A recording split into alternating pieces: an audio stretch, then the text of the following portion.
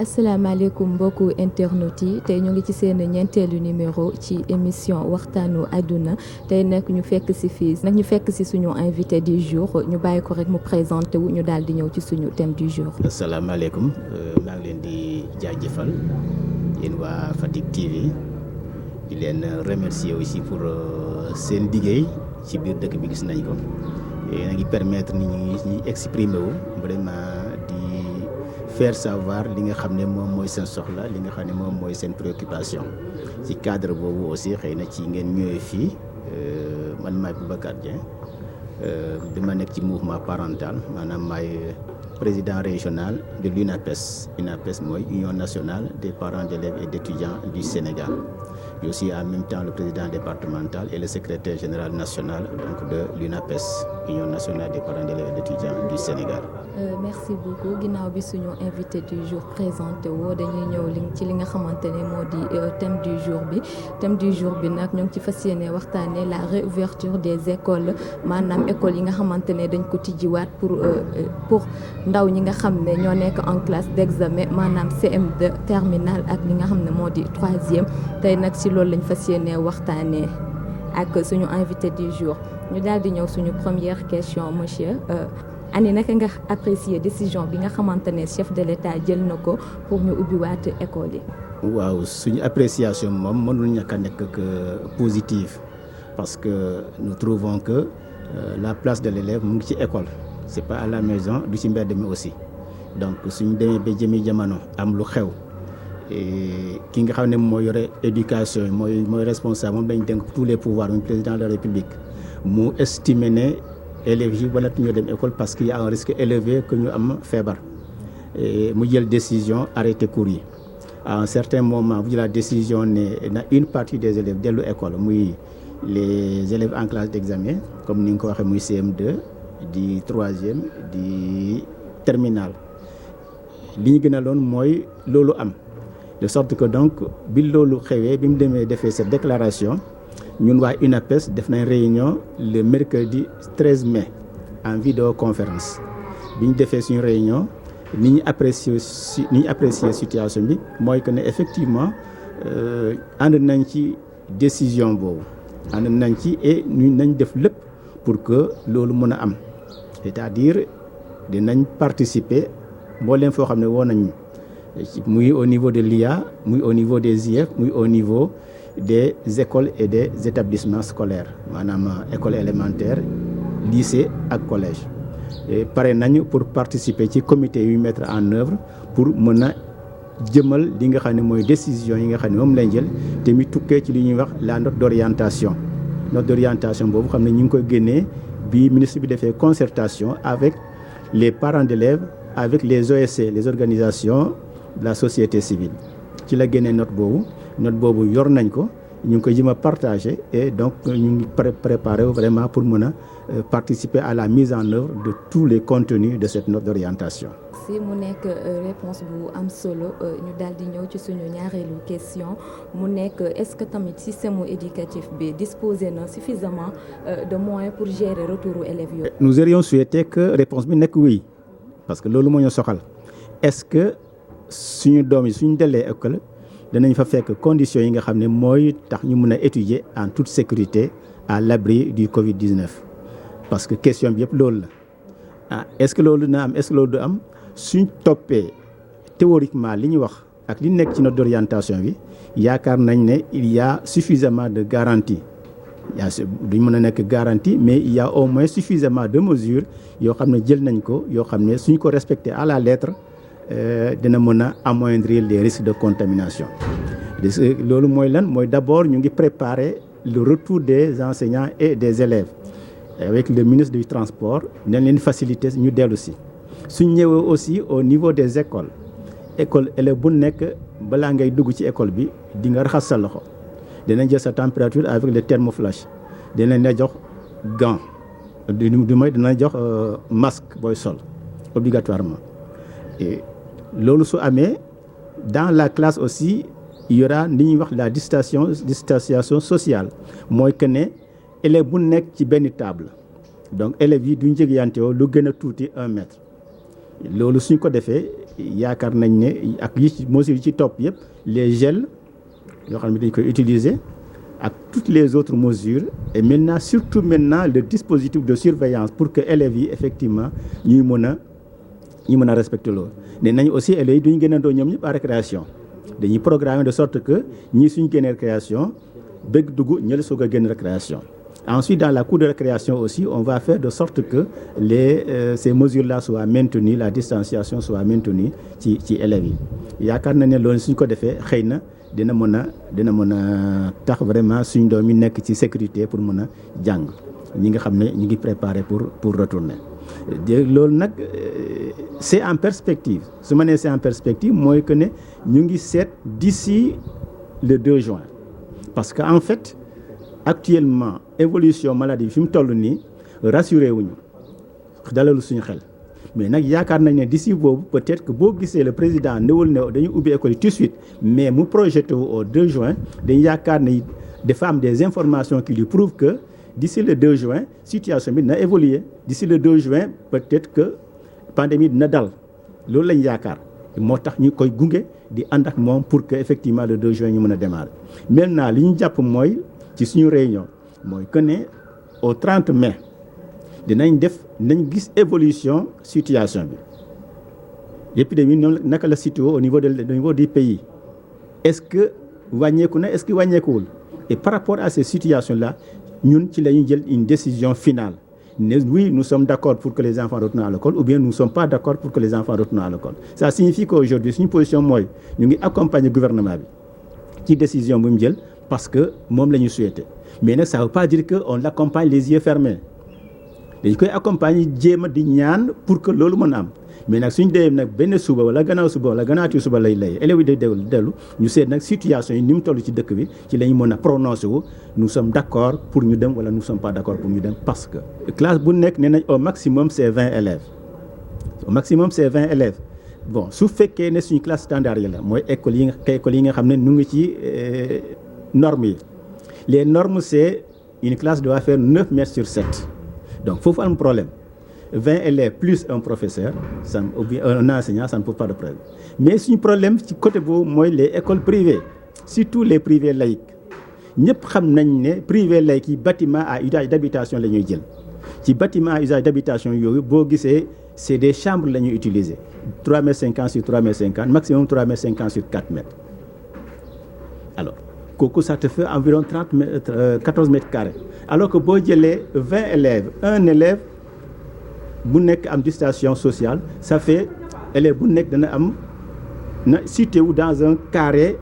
de 1 mètre de surface 1 mètre carré de surface pour que ñu respecte ça c'est le minimum les 20 élèves auront besoin au minimum de 20 mètres carrés donc écoles yi nga xam ne ñoo nekk ci privé laïque bi ñooñu réunir ñu les normes pour que effectivement ñu mën a dem ba 20 ñaata la ñuy yem ça dépendra de ces surfaces moo tax ñun li ñuy ñaan mooy suñu rencontrer les autorités académiques dañ leen ñaan pour que ñu am un comité de suivi et un comité de surveillance bi nga xam ne mooy wàcc dans toutes les écoles cette situation bi fi nekk ak ñaata élèves la classe bu nekk mën a accueillir te foofu nag les problèmes bi nekk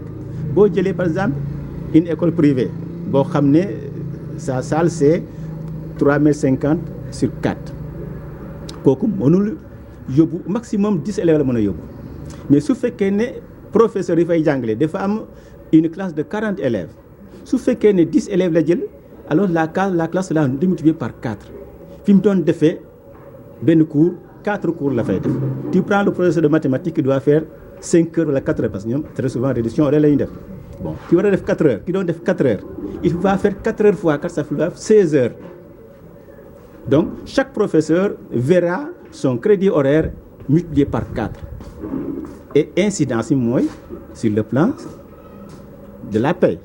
le salaire va aussi être multiplié par 4 donc koo xam ne yaa ngi ko doon fay 4 heures yaa ngi koy fay léegi 16 heures et pour tout le monde ce sera la même chose alors bu ñu defee loolu est-ce que écoles privées yi elles sont prêtes à payer ces montants là et fu ñu koy jëlee donc loolu mooy problème bi actuellement avec les écoles privées waaw pour la distanciation sociale soit ils respectent la distanciation sociale, c'est ce qu'on a fait, alors le coût de l'enseignement va être multiplié au moins par 4, voilà, et dans ce cas, ils vont mettre nos enfants dans des situations comme n'est-ce pas voilà, donc là où le problème reste posé. Si ñu gis ne maanaam classe yi nga xamante ne mooy terminale ak troisième ñooñu mun naa ne du ñu am problème pour ngeen surveiller leen parce que seeni magu bopp lañ ñoom mun naa ne quand même respecté ne dinañ mun a dinañ mun a kii topp mesures yi nga xamante ne moom lañ exiger pour ñu jël ko aar seen bopp mais li nga xam mais les classes de CM2 yi léegi dañ ci nemmeeku ay xale yu ndaw ñoo fa nekk. Le fait que xale yu ndaw yooyu noonu conscient wuñu am na yoo xamante ne yu bëri mënuñu ko moytandiku maanaam mooy récréation bi bu ñu génnee foog ñu fa ak seeni xarit distance bi ngeen wax aussi gaw ma ne ñoom dinañ ko mën a respecter de ce fait xale yooyu noonu ani naka ngeen leen di gérer. Très bien, question bi am na importance mais man je crois le contraire gis nga xale yu ndaw yi nga mettre leen dans des conditions pour respecter distanciation moo gën a yomb ñi nekk troisième ak terminale. ñooñu seen mag bopp la li ñu gëm la ñuy def li ñu bëgg la ñuy def mais mën na leen forcer alors qu'au niveau de l'élémentaire soo leen xëbalee rek nañ def li nga bëgg soo leen joxee ordre nañ ko suivre mais imagine toi une classe boo xam ne boo xale yi toog nañ depuis bañ suspendre les cours jusqu'à présent ñu jékki-jékki un jour ñu tase mais boo yu mënoo leen tee ñu joxante loxo mënoo leen tee ñu saafante mënoo leen tax ñu songante parce que c'est des retrouvailles yoo xam ne c'est un moment fort dans leur vie. Donc il est plus difficile de maintenir la distanciation sociale que nga def ko au niveau des écoles élémentaires. Problème bi réellement foofu la nekk parce que c'est-à-dire yow en tant qu'adulte sensibilité bi nga ciy am ñoom suñu xesee tase rek en groupe de milliers d'enfants très souvent ñoom loolu yëpp dañ koy fàtte de sorte que pour ñu respecter ko day xaw a jafe. Donc ça signifie donc que l'administration scolaire a du boulot a du pain sur la planche. Il faut que nous augmenter le nombre de personnel d'appoint. Mais li ma proposé mooy ñu recruter des ASP yoo xam ne ñooy nekk dans la cour vraiment ñu jox leen aussi les moyens nécessaires pour que ñu mën a rappeler à tout moment cette distanciation sociale. Il ne s'agit pas de faire le gendarme parce que problème lay andi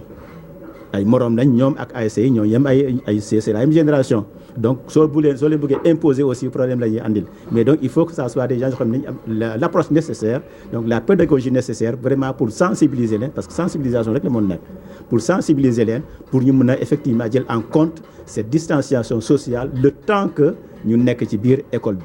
Dans la classe du am problème parce que chacun ku nekk sa table ngay nekk peut-être suñu interroger élèves de mouvement de sorte que donc suñu ne fin élève on aura suffisamment de place pour que mën a am. waaw mais su fekkee maintenant suñu problème yëpp mooy entre l'école et la maison dans la cour de l'école foofu la problème bi nekk si l'autorité scolaire est capable de faire régner l'ordre au niveau de l'enceinte de l'établissement il n'en est pas autant pour le trajet entre l'école et la maison. Est-ce que nous serons obligés de jël suñu doom ku ne jàpp sa doom yóbbu ko su wàccee nga dem jël si ko la naka lay demee donc risque bi surtout foofu la nekk entre kër gi ak école bi foofu la risque bi nekk ci ñibbi bi ak ci dem école bi foofu la risque bi nekk. Ensuite ñi nga xam ne dañuy obligé di jël car est-ce qu'il y aura des moyens de transport qui seront mis à leur disposition pour que ñu mën di xëy di ñibbi ci conditions yoo xam ne dina mucc ayib. Ça aussi c'est des questions yoo xam ne on se les pose parce que am na élèves yoo xam ne dans les grandes villes comme Dakar par exemple am na élèves yoo xam ne fi ñu dëkk ak fi ñuy jàngee day xaw a sore donc obligatoirement dañ daan jël car di xëy dañ daan jël car aussi suñu wàccee ñooñu est-ce qu'on va continuer à leur assurer ce transport ou bien est-ce que ñoom ñooy débrouiller wu pour mën a dem njàngi. xale yi am na ñoo xamante ne jotoon nañoo dem vacances ci yi nga xamante ne njëkkoon nañoo jël décision pour tëj école yi am na ñoo xamante ne jotoon nañoo dem vacances léegi noonu xale yooyu noonu fas yéenee ñib si bokkaat ak xale yi même bërëb boo xamante ne fa la ñuy nekk te parfois du ñàkk yi te ñoom région yi ñu jógee maladie bi am na fa genre yooyu noonu léegi yéen loolu ani lan ngeen ci proposé. xam nga keroog suivre na ministre de l'éducation ak le ministre de l'enseignement supérieur ci benn plateau télé alors comme dans un premier cas dañ ne woon dañuy tester les enseignants su ñibbisee mais keroog dégg naa ministre bi ñu duñ mën a tester tous les enseignants yi nga xam ne dañu war a ñibbisi parce que le nombre est assez important mais dañ leen di suivre ku manifester ay signes ñu defal la test vraiment su fekkee c'est nécessaire ñu isoler leen là c'est un risque c'est un risque. Supposons aujourd'hui par exemple enseignant bi ñëw manifester ay signes ñu retirer ko defal ko test mu positif ñu retirer ko. Alors en classe on va dire que monsieur tel le professeur de mathématiques ou le professeur d'anglais ou bien le professeur de SVT dafa am corona. Est-ce que le parent qui a son enfant dans cette classe, il va accepter de laisser son enfant retourner dans cette classe? Est-ce que les élèves, tous les élèves qui sont dans cette école-là, nañ delluwaat? Donc il y a un risque de fermer de cette école. Moo tax man je préfère que ñu tester leen à l'arrivée en amont au lieu de le faire en aval au lieu de le faire en amont. ñu tester leen en amont su ko defee koo nga xam ne tu présentes des signes ñu écarter la nga mën a dugg ci école bi. Et ça doit être fait aussi bien pour les enseignants que pour les élèves. Parce que élèves yi aussi ñu ngi ci biir dëkk bi am na élèves yoo xam ne fi ñu nekk y a la pandémie qui est là-bas am na ñoo xam ne peut-être zone bi ñu nekk dara nekkagu fa mais bu ñuy ñibbi si kan la ñuy tasel ci yan conditions la ñuy tasel moom kenn xamul. Ça signifie donc actuellement on peut dire que tous ces gens-là qui vont effectuer le trajet retour au niveau des écoles courent des risques de contamination en cours de route. kon ñooñu il est nécessaire que ñu mën leen di tester pour assurer effectivement que yoruñoo jàngoro bi avant ñuy dugg ci école bi su ko defee ñoom seen xel na dal mais ñu ñëw comme ça comme ñi ñuy jóge seen kër ñu yegg si dugg ci école yi te amul test un beau jour ne on a testé te a manifesté à des signes ñu teste que il est positif l'école sera vidée ça c'est certain. te loolu je crois que du li ñuy wut doolu xam ne aussi moom dañuy chercher lu xam ne moom moo ñu gënal moo tax moi je préfère que ministre bi revenir sur ça même si ça coûte cher. Le jeu en vaut la chandelle. La vie n'a pas de prix. Le calme aussi et la sérénité dans les établissements bu ñu soxla suñ dellusee boobu aussi amul prix. Donc il faut qu'en amont que tout soit fait pour que suñ dellusee vraiment qu'il y ait le calme et la sérénité nécessaires pour que cours yi mën a continuer di wéy comme ni ñu ko prévoir. Ne prenons pas de risques en amont. Nañ prendre vraiment tout ce qui est de notre avantage. C'est-à-dire tout ce qui est dans le sens de limiter vraiment le stress, de limiter la contagion ñu jël ko en amont balaa ñuy ñëw ci école yi. Je crois que loolu moo tax ñu am un espace scolaire serein, un espace scolaire yoo xam ne vraiment les esprits sont tranquilles et tout le monde pourra travailler dans ces conditions là. Merci beaucoup ñu ñëw ci li nga xamante ne moo di quantum horaire yi est-ce que tamit dina doy pour ngeen mun cee fixer xale yi examen parce que mun nañoo ne def nañ 2 mois jànguñu. ak tegaat ci aussi ñu tëjaat encore école yi prolongé waat li nga xamante ne moo di tëj école yi jàngaatuñu est-ce que tamit di ngeen jël compte ci mois yi nga xamante ne élèves yi toog nañ ko le fait que ngeen ne da ngeen di décider examen yi mois bi nga xamante ne moom ngeen koy def est-ce que tamit quantum horaire boobu ça sera suffisant pour que xale yi mun cee def examen. dinaa rectifier un peu du ñu ñooy décider que examen dina am wala du am. Et c'est l'autorité scolaire, l'autorité du moins ministérielle moom mooy décider. Bon, je crois que sur ce plan, c'est une question technique boo xam ne c'est laissé vraiment aux acteurs de l'éducation. C'est-à-dire le ministre avec son équipe, les IA, les IF, les proviseurs, les directeurs d'école, les principaux, etc. Li ñu ci xam mooy le quantum horaire c'est 900 heures, le quantum normal. ñu ne suñ defee les 3/4 du quantum on peut valider l'année. Les 3/4 du quantum ça fait environ 725 heures suñ ko defee mën nañu valider l'année. Alors bi situation yi présenté woo les IA se sont retrouvés et ils ont proposé beaucoup de schémas et pour chaque schéma ils ont évalué le temps de travail perdu et comment le rattraper. Ça signifie donc à quel moment on pourra commencer les évaluations, à quel moment la ñu mën a pare et à quel moment la ñu mën a ubbi école 2020-2021. Il y a au moins 3 schémas yu ñu présenté yoo xam ne c'est pour prendre en compte effectivement ce retard bi nga xam ne am nañ ko diggante ba ñu fermer classe yi ak léegi. Donc kooku c'est vraiment c'est des questions techniques et les gens sont en train de réfléchir là-dessus waaw. ñëw ci suñ gannaaw bu ñu jógee ci xale yi nga xamante ne ñoo nekk en classe d'examen dañuy ñëw ci ñi nekk en classe intermédiaire yi ñooñu tamit est-ce que yéen a ngi leen di bàyyee xel parce que da ngeen ne dañuy ñu ngi amal li nga xamante ne moo di cours yi nga xamante ne dañ koy amal ci télévision yi te dañu seetlu ne xale yu bari amuñu temps sax pour jàkkaarloog télé bi ñu ne ñu ngi seetaan cours yooyu en plus de ça am na parents yoo xamante ne du ñu jël la peine pour jàppale seeni doom ne leen toog leen ngeen seetaan cours yi fii nii ci télé bi duñu ko def ñu bari ci parents yi duñu koy def xale yi aussi mun nga toog ne yaa ngi concentré wu di déglu cours yooyu nga xam ñoo ngi koy joxe ci télévision yi mais tamit ñi des ci kër gi duñ la ci bàyyi parce que y aura du bruit bi dina am fu nekk kaas dina daanu fii bool ainsi de suite xale bi du concentré wu loolu noonu ani laka nga nag ban kii nga ciy andi. waaw kooku c'est une question assez importante te li ma ci gis mooy man ci cours yi ma gis c'est des cours uniquement destinés aux élèves en classe d'examen muy CM2 di 3e di terminal en tout cas chaîne yi may suivre muy canal éducation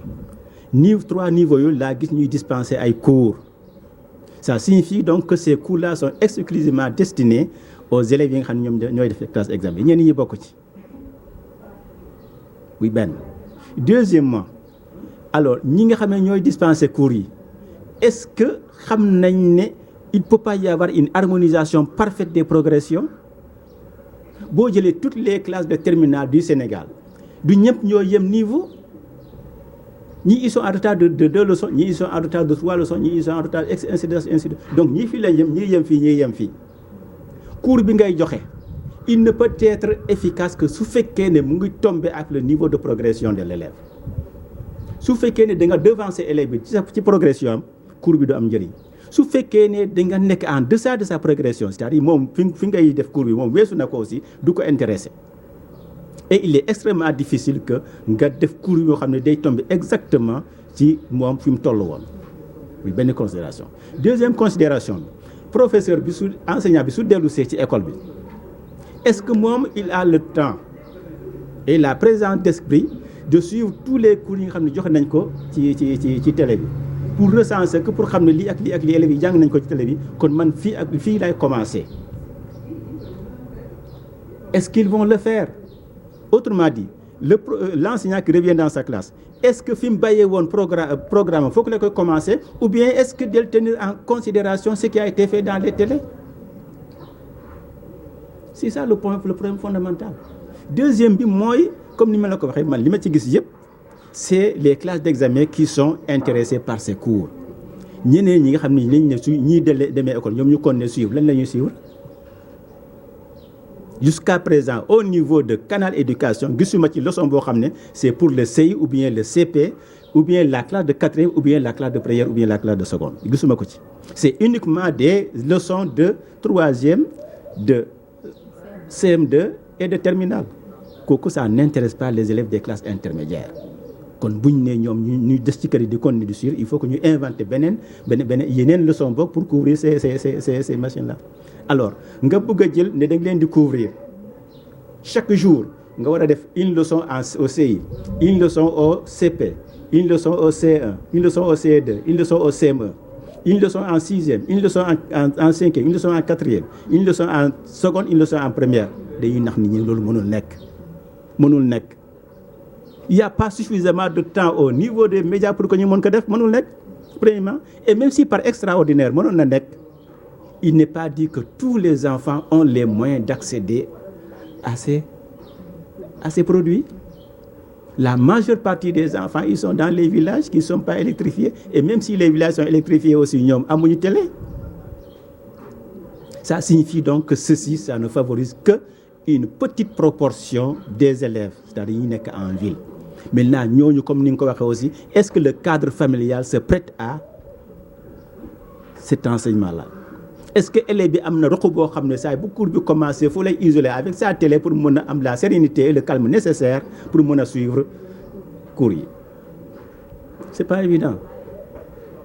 Donc ça signifie que li ñuy def nii moi personnellement je pense que c'est pas efficace. C'est pas ça qui va sauver les enseignements. C'est pas ça qui va assurer la continuité des enseignements au niveau de nos foyers. Je n'y crois pas. ñu nekk ci à la classe intermédiaire li nekk seen sort mooy tout ça dépend du moment où on va leur ouvrir les portes de l'école et le temps qu'on va leur offrir pour ñu jàng. Mais on a dit que bu ñu nekk en classe intermédiaire maanaam seen premier semestre bi moom la ñuy valider képp koo xamante ne premier semestre bi nga def am nga ci moyenne ci loolu la ñuy xool pour yóbbu la en classe supérieure de ce fait ñu bëri élèves yu bëri dañuy gis ne en premier semestre du ñuy concentré wu maanaam ñu bëri ci ñoom du ñuy am moyenne léegi de ce fait nga bëgg a valider loo xale yi ci benn évaluation kese donc ça devient compliqué de ce fait classe yi aussi dinañu feesaat leneen ak leneen aussi dina ci amaat loolu noonu ani lan nga ci je crois que ça aussi c'est la position peut-être moom déggaguma ko de moi personnellement je dégguma ñu koy wax mais su fekkee wax nañ aussi c'est la position de l'autorité scolaire moo wax loolu waaw est-ce que la moitié des enseignements peut permettre à un élève de passer ou de redoubler dama ne la le quantum horaire c'est 900 heures pour ñu valider ko il faut les 3/4 c'est-à-dire 725 heures premier semestre bi c'est la moitié du quantum horaire il y a des élèves comme ni nga ko wax yoo xam ne premier semestre ils sont pas encore réveillés ils ont du mal à prendre le train parce que vacances yi ñuy jógee du leen bàyyeegum donc deuxième semestre la ñuy vraiment nekk sur place présent pour mën a progresser ñooñu ils sont laissés en rade. Par contre il y a des élèves yoo xam ne ils mettent le paquet au premier semestre deuxième semestre dañuy daanu premier semestre moo leen di téye alors donc ça c'est une situation boo xam ne on va pouvoir apprécier su fekkee ne dem nañ ba effectivement que ñu officialiser ko parce que comme ni ma la ko waxee léegi nous on apprécie les déclarations on apprécie les prises de position des autorités et on réfléchit par rapport à ça donc su fekkee dem nañ ba dëggal ko nekk effectivement les classes intermédiaires premier semestre bi donc dañuy valider ñoom décider ñiy jàll ak ñi jot jàll nous on va avoir notre mot à dire on va apprécier la situation et on va dire ce qu'on y pense pour le moment la question n'a pas été posée et là vraiment la réflexion n'a pas été menée à fond sur cette question-là mais moi je pense que li ma pensé mooy que ne on a parlé d'une ouverture progressive on commence par les classes d'examen parce que c'est plus urgent mais les autres vont regagner les troupes progressivement si la situation le permet les autres vont regagner les classes et maintenant on va leur donner un temps de travail pour pouvoir avoir soit ñu def évaluation c'est-à-dire composition soit ñu def des contrôles continus et def maintenant l'évaluation c'est contrôle continu boole ko ak premier semestre bi pour mën a évaluer pour l'année scolaire mais su fekkee dañ nar a yem uniquement ci premier semestre bi alors là ça pose problème là ça pose réellement problème déggaguma ko officiellement mais on va se prononcer au cas où vraiment ce serait officialisé. Bon ma ñëwaat nag ci cadre en tant que parent d'élèves la réouverture bi nga xamante ne def nañ ko pour les classes de terminale de troisième et de CM2 may laaj ba xam yow en tant que parent d'élèves sa position lan la ci ndax tiitoo sa doom delluwaat école dem jàngi ak ñi nga xamante ne pandémie bi mu ngi gën a law parce que mun naa ne on était à 20 cas je sais pas ñu tëj école yi léegi instant bi nga xamante ne ñu ngi ay 1000 et quelques ñu bëgg cee yóbbu xale yi pour ñu dem jàngi yow en tant que parent d'élève loolu noonu. waaw loolu am na mais xam nga loo gis rek très souvent dafa am une courbe d'évolution day commencer di yéeg jusqu'à un certain moment ce qu'on appelle le pic épidémiologique mu commencer di wàcc moo tax ma ne la ñun INAPES dañ ne nous accompagnons la mesure nous projetons dans la perspective d'ouvrir les classes le 2 juin mais à partir du 30 mai on va évaluer suñu eggee ba 30 mai ci la ñuy seet exactement la situation épidémiologique du pays et c'est à partir de cette situation la ñuy jël décision pour laisser ou ne pas laisser nos enfants ñu dem école actuellement mënuñoo wax dara parce que xamuñu fileeg foofu liy xew mais su fekkee ne rythme bi ñu nekk nii moom mooy continuer alors là il faudra revoir la situation ñu ngi ñaan que mu baisse ba vraiment ba dëkk pays bi dal d'ici le 2 juin mais su fekkee loolu amul su fekkee ne li am au 31 mai dalu suñu xel là on va prendre une position définitive et on va faire savoir cette position là. waaw mon dernier mot mooy encore une fois de plus ma leen di remercier et di aussi di ñaan li nga xam ne moo fi nekk te kenn xamul fu mu jóge yàlla saafara ko mu jóge fi avec le moindre mal possible et di ñaan aussi parents yi di leen wax ñu jéem a góorgóorlu comme ni ñu ko daan defee vraiment di toppatoo nit ñi di toppatoo xale yi di jéem a organiser aussi les situations surtout ñu bañ di leen bàyyi ñuy génn ci mbedd mi ñi nga xam ne ils sont dans des classes d'examen ñu ngi dispenser des cours nañ suivre les cours là su fekkee ne ils sont dans des classes intermédiaires dispenser wuñu ko nañ rester dans la maison bañ a génn di taxawaalu bañ a génn di football parce que loolu amul même en temps normal amul njëriñ waxatuma nag en temps boo xam ne il y a beaucoup de risques waaw maa ngi sant ñëpp di leen nuyu ñi nga xam ne mooy tous les parents d'élèves yoo xam ne surtout ñu ma porté à cette station yi ma nekk nii muy le CM de Ouyal Sandé man foofu laay milité foofu moom moo nekk sama base foofu ñooñu ñoo ma porté à la présidence ñoo tax aussi waa UNAPES xam ma ba ma moo ko bokk ci donc maa ngi nuyu mooy président bi muy Abdou Faye maa ngi koy nuyu maa ngi nuyu vraiment tous les parents d'élèves du CM de Ouyal Sandé maa ngi nuyu tous les parents d'élèves vraiment du Sénégal di leen encore une fois di leen mësawu coono bi parce que ñëpp a ngi ci coono koo xam ne parents d'élèves rek yaa ngi ci coono waaye nag coono yàllaa ñu ko teg yàlla moo koy teggi aussi mais ñaan yàlla teggi ko ni ci ni mu gën a gaay pour ñëpp. Merci beaucoup ñuy remercier suñu invité bi nga xamante ne mooy président régional de l'union nationale des parents d'élèves et étudiants du Sénégal. ci li nga xamante ne andil nañu ko tey ci ay réponses defe naa ne ñu bëri ci parents d'élèves yi dinañ ci mën a tirer tamit leçon xam ne fii décision buñ jël rek dañ ko jël ngir aar leen mais jëluñ ko ngir def leen ngir lor leen. di remercier waat encore une fois suñu caméraman bi di Papis maa ngi koy remercier bu baax a baax di leen di sant di leen di gërëm di leen di joxaat di daje ba beneen incha allah. Merci.